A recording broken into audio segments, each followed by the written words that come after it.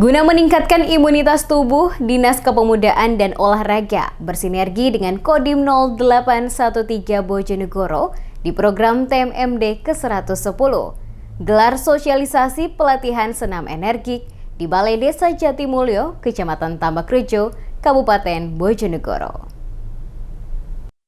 Mengingat pentingnya menjaga imunitas tubuh di masa pandemi, Dinas Kepemudaan dan Olahraga bersinergi dengan Kodim 0813 Bojonegoro di program TMMD ke-110 dengan ajak warga desa Ngerancang berlatih senam energik di Balai Desa Jatimulyo, Kecamatan Tambakrejo, Kabupaten Bojonegoro.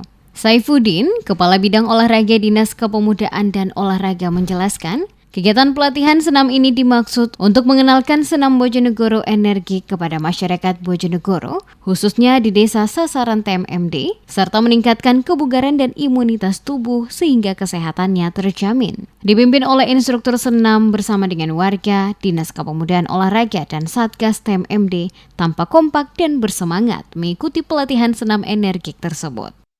Kegiatan ini adalah kegiatan pelatihan senam Bojonegoro energik yang dilaksanakan oleh Dinpora Kabupaten Bojonegoro dalam rangka mensukseskan TMMD ke-110 di Kabupaten Bojonegoro.